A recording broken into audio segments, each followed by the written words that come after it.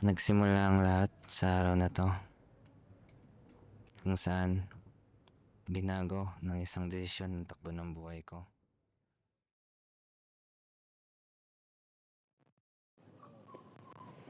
Hoy! Asan ang buwis mo? Ibigay mo kung ayaw mo masaktan. Buwis? Na naman? Hindi ba't nakapagbayad namin sa buwan na ito? Sinasabi mo ba, Ginoo, na ako'y mandurugas? Ibigay mo ang bayad mo kung ayaw mo makita ang bangkay ng katawan ng mga magulang mo. Wala na kami pera na may babayad pa sa inyo. Naibayad na namin sa inyo lahat. Maniwala naman po kayo sa akin. Wala na po kami may babayad pa. At huwag niyo na idamay pa ang mga magulang ko. Maaari na kayo magtrabaho kinabukasan kung hindi ka makapagbayad ng buwis. Gagawin ko lahat ng paraan para mabayaran kayo. Pakiusap, huwag niyo silang pantrabahuhin pa. Pakiusap, pakiusap. Masyado na matatanda at mas may sakit na ang mga magulang ko. Pakiusap. Ganito na lang. Total, may natitira pa namang kabaitan sa amin. Sumali ka na lang sa aming kampo para maging sundalo. Ang kapalit nito, Ay mabayaran ang lahat ng utang ng pamilya mo. suena bien. Ang kapalit ng pagtutol ay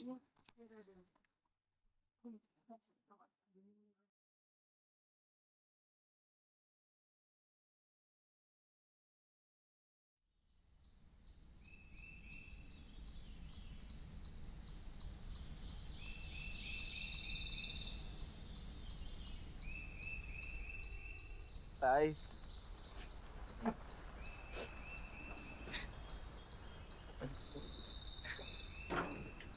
Tang inang mga Kastila yan. Mga hayop. At ikaw, Gabriel, anong pumasok sa isip mo at nagpalista ka bilang isang sundalo? Sa tingin mo ba, yung pagsanib mo sa Espanya, maayos ang lahat ng ito? Gabriel, hindi. Isipin mo, ginamit na tayo bilang mga hayop. Ang lolo mo, ako, Gabriel, ang paglaban sa digmaan nila ay wala sa dugo natin. Tingin mo ba ang pagiging sundalo mo at ang pagtakbo sa mga problema ay magiging solusyon sa lahat ng ito? Gabriel, hindi. Ang imperyong ito ay kakainin ka lang ng buhay. Tapos, tatapon ka lang nila pag wala ka ng saysay. Iiwanan mo lang pamilyang ito ng kahihiyan.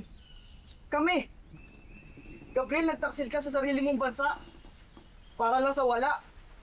Tayo naman, ginagawa ko to para sa atin. Ang sabi nila, makakalain na tayo sa mga utang natin. Tsaka masyado ka na matanda para magtrabaho pa. Para sa atin naman to, tay. O anong kapalit? Yang sinasabi mong kalayaan? Gabriel, hindi ka sundalo. Alipin ka lang. Kagaya ng lahat. Anak, mas gugustuhin ko pa makita ang iyong bangkay kaysa maging aso ka ng mga punyetang yun. Gabriel, lumaban ka para sa dignidad mo. Hindi para sa kanila. Para sa atin.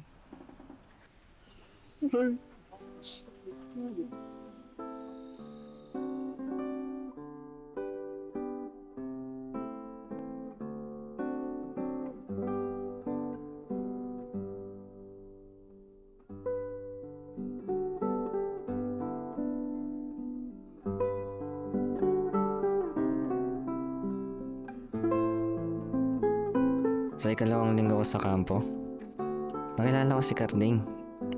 Siya ay isang masiyahin na tao, laging nakangiti at tumatawa.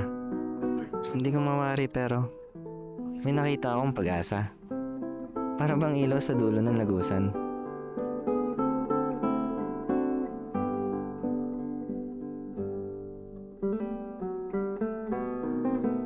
Ang buhay na to, hindi naman pala ganun kasama.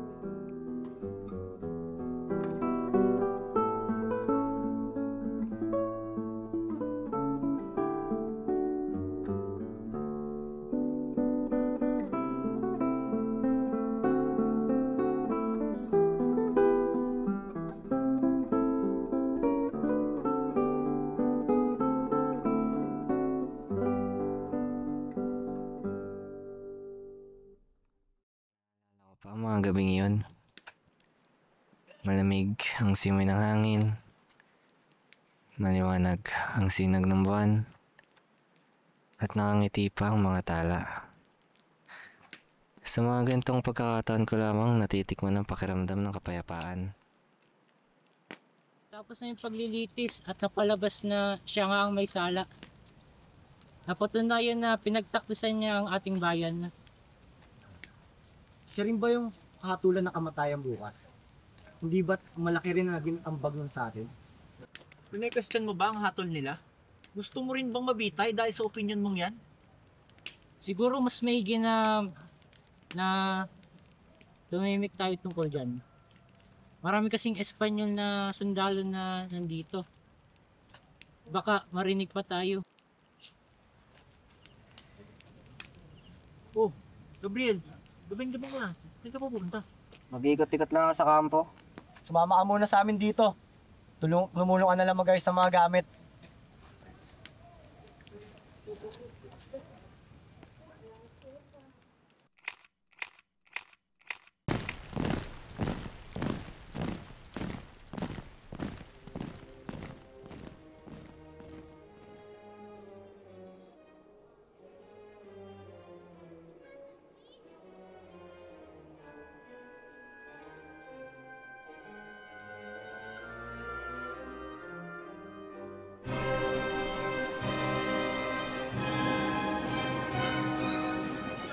Makinig kayo!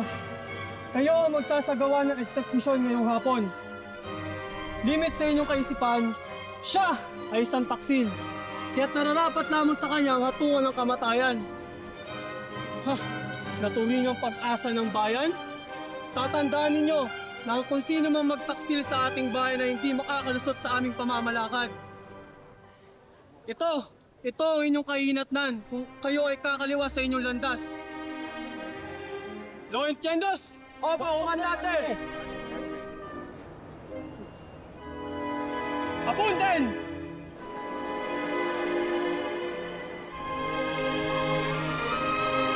Preparen!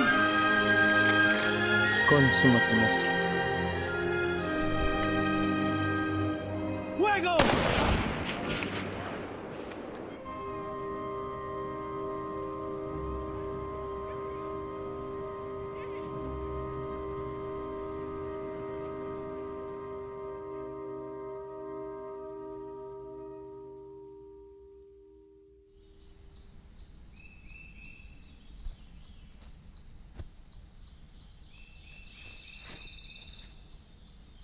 May pulso pa? None, mi, generales.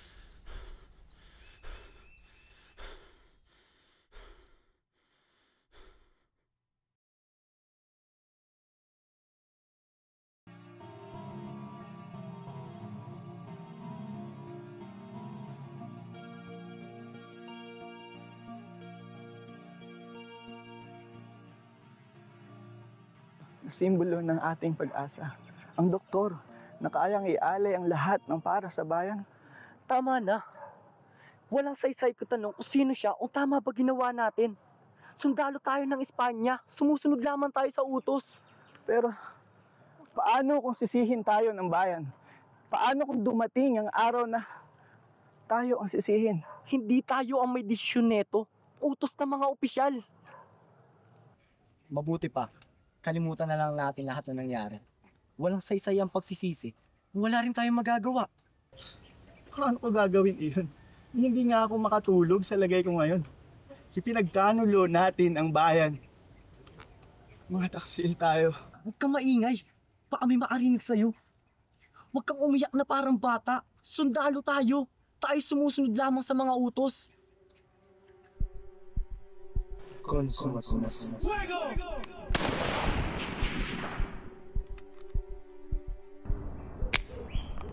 Sino yan?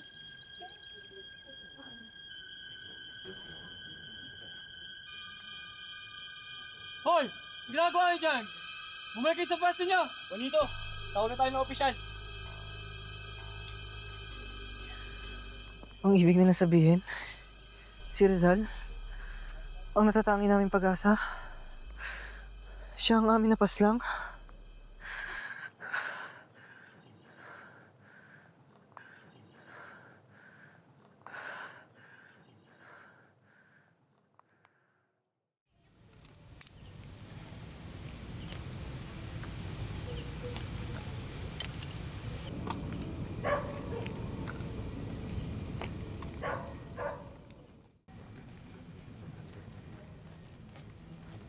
Mukhang mababa ang iyong araw, Gabriel. Di ba pwedeng ipagpabukas mo na yan? May iniisip lang ako. Maya-maya matutulog na din ako. Kung ganun, mauna na ako magpahinga. Siguraduhin mo lang na hindi mo ako magagambala. Kung mahaba pang araw natin para bukas. Magandang gabi, Gabriel. Magandang gabi.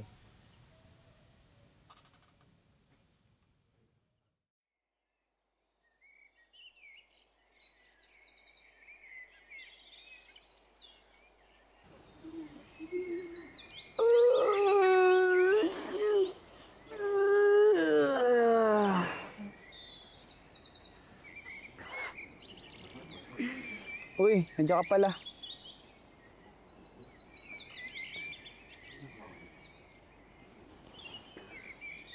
Nakita mo ba si Gabriel yung umaga? Pasensya ka na, hindi ko siya napansin ngayon eh.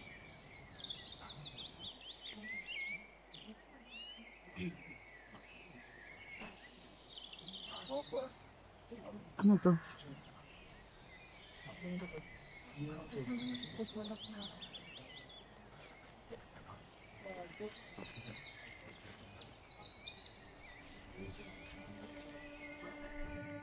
Karding, una sa lahat ay humingi ako ng patawad sa aking paglisan ng walang paalam. Alam kong ito'y labag sa ating sinumpang tungkulin.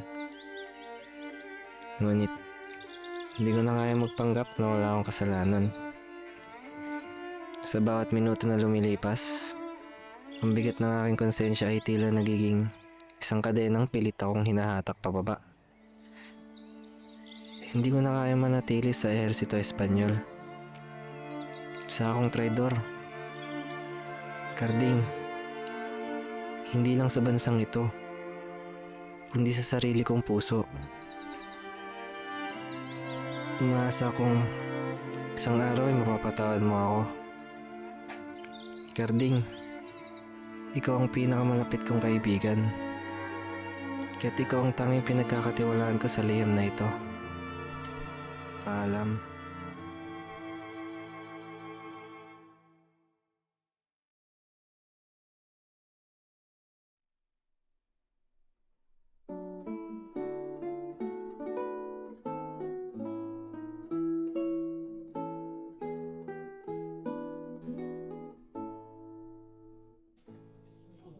Sa paglipas ng mga araw, dahang-dahang napawi ko ang mga bakas sa mga nakaraan sa ehersito Espanyol.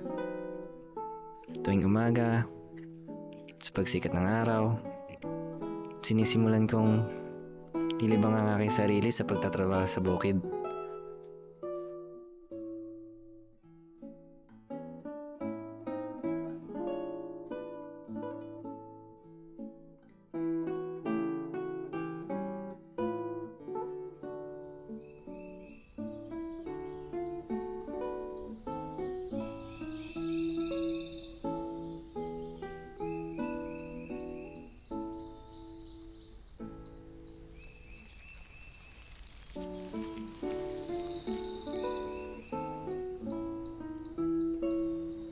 Habang mag-aakala makikita kita muli dito.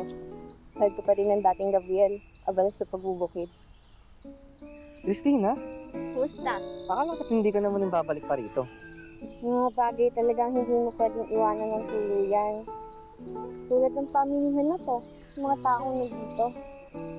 Pero grabe, laki na pinagbago ng palengke to. Halos di ko na makilala yung dati. Yan talaga. Lahat naman nagbabago. Maliban na lang sa kagandahan mo. Pero alam mo, si Dad, hindi ganito. Hindi kagaya ng ibang simoy ng hangin dito sa atin. Baka hindi lang hangin yung hanap mo rito. Baka pati na yung dating buhay mo rito. Baka nga. Kalimutan ko. Dapat ko palang ipaalala sa'yo. Nagtatayo kami ng kainan dito. Baka gusto mong dumaan. Sabihan mo ako anumang oras. Kasamahan kita.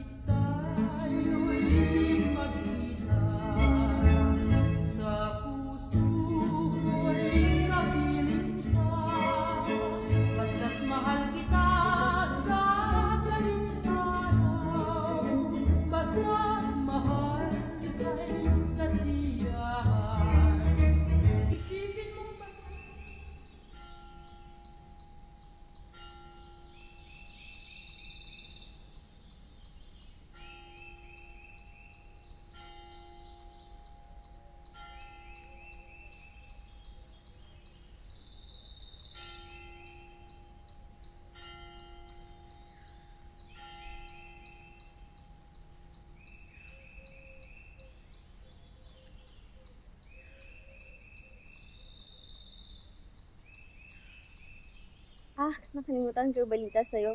Dito pala yung lupa pinagpaplanuhan ng pamilya ko tayuan ng restaurant. Gusto mo makita? Oo naman. Tara ba? Tara. Sige. Yung plano ko, dito ang kabilya, dito ang kainan, at pwesto na espesyal para sa'yo. Para sa akin? Oo! Sino pa bang aasahan ko at mapagkakatiwalaan namin ng pamilya namin magbibigay ng pinakamasarap na tubad dito sa Indang? Hindi ako sigurado. Yan ko lang kasi mararanasan na magkaroon ng oportunidad na ganito. Alam mo, Gabriel, lahat ng oportunidad, akala ko, sa syudad matatagpuan. Dito rin pala.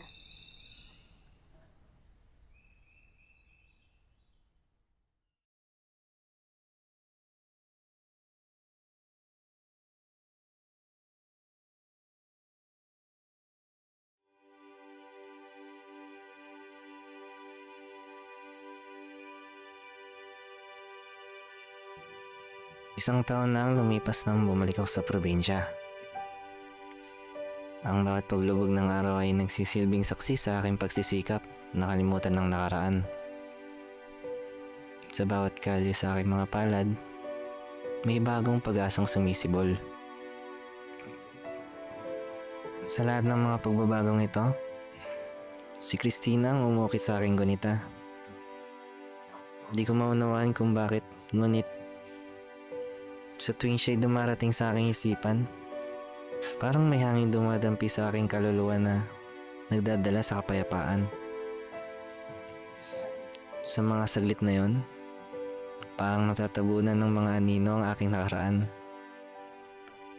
At kahit pansamantala, nakakaramdam ako ng kaligayahan. Ngunit sa likod ng mga ngiti at tawa, may isang tanong na patuloy na bumabagabag sa akin. Kaya ko nga bang pangatawanan ng bagong buhay na ito?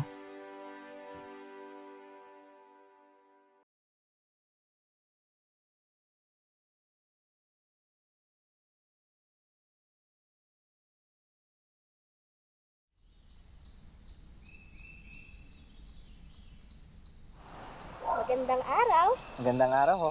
Mukhang alam ko na po ang inyong bibilhin. Narito po't naihanda ko na. Pakilagay na lamang. Kamusta ang buhay may asawa? Wala na ho may hiling pang iba. Payapa ang aming pamumuhay sa bawat araw. At may katahimikan na aking puso sa bawat sandaling kasama ko pa. Halata nga sa iyong mga ngiti. Siya, narito ang bayad. Mauuna na ako. Maraming salamat po. Mag-iingat po kayo. Nabalitaan niyo na ba? Ay, may kaakibat raw na premyo kung sino makakapagturo sa pumaslang kay Rizal. Hindi ba ilang taon nang nakakalipas?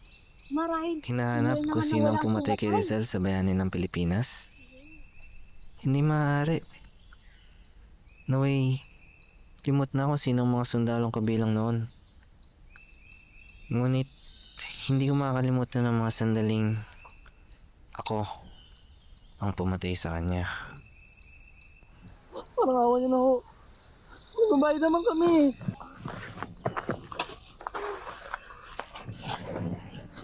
Manimik ka na lang at sumama sa amin. Kailanman ay hindi ko nga ba tatakasan ang nakaraan.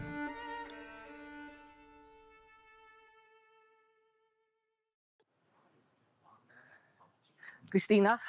Christina, aking mahal. Oh, Gabriel! Kamusta? Bakit pawis na pawis ka? Kamusta ang kita ng ating karinderya?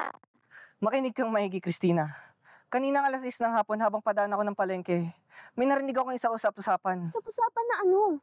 Isa lalaking nagngangalang Gabriel Jacinto ang ipinapahanap ng katipunan. Sa kasong kataksilan sa ating bayan. Ako ang ipinapahanap nila, Christina. Gabriel! Gabriel! Ano nangyayari? Mahabang kwento. Gusto ko masabihin sa lahat, pero wala na ako natitirang oras pa. Gabriel! Tatakas ako. Gabriel Jacinto! Sa kabila! Gabriel, sisapal ako! Bakit nagtatagal yun? Tatago ata sa tumatakas. Siya, Gabriel, sige. Asa sila? Nalala sila!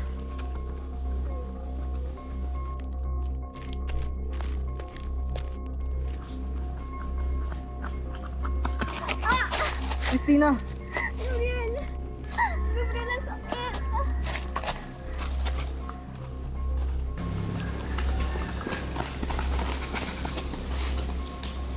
Hindi na sila lalayo! Hanap lang!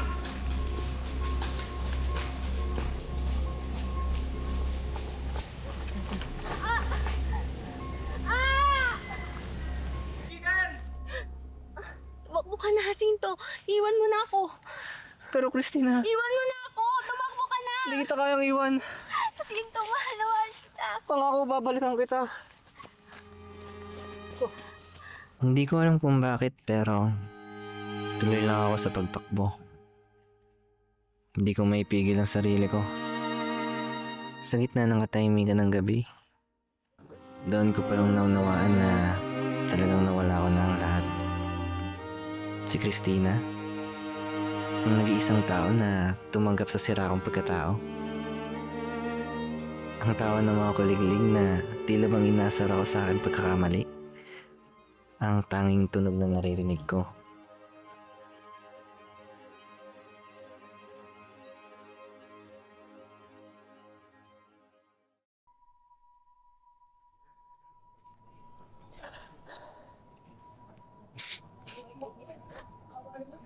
Panginoon, bakit yung ganito? Ginawa ko naman lahat.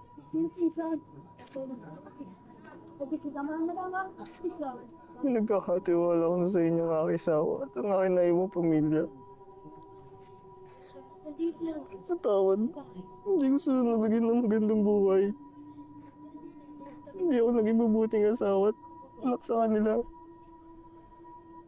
Tatawad ako, Panginoon.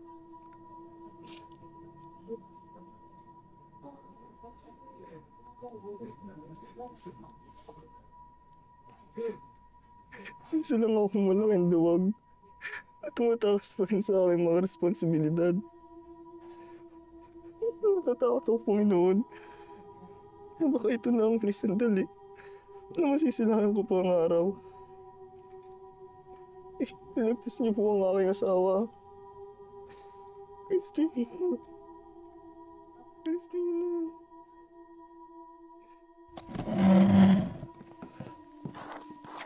Unti-unti ko na nararanasan ang parusa sa akin ng bayan.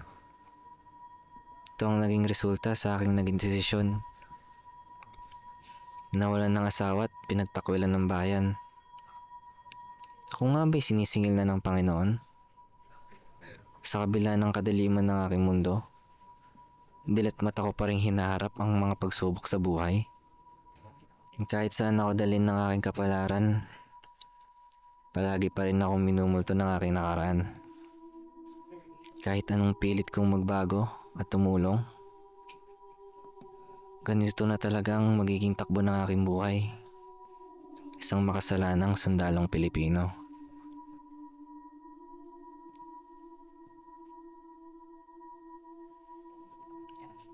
Sa aking pagtulog ko na lamang nararamdaman ang tamis ng kapayapaan. Dahil sa aking bawat pagising, ay palagi akong napapaalalahanan ng sakit at bigat ng aking nakaraan.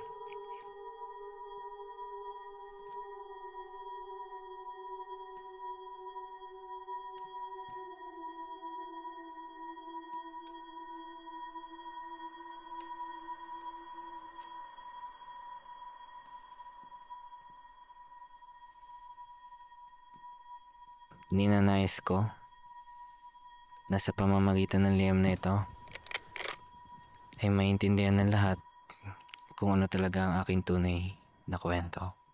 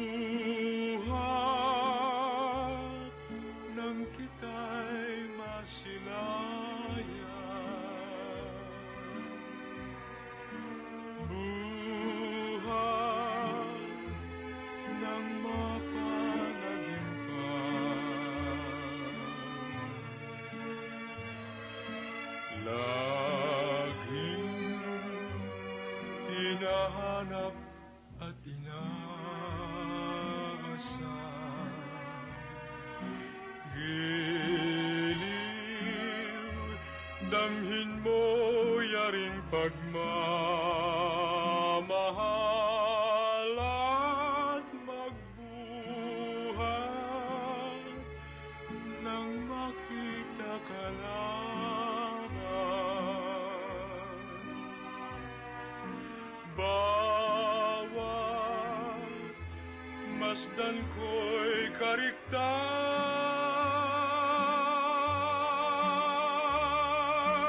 tunay na sadyang kaligayahan na magbuhat sa iyo.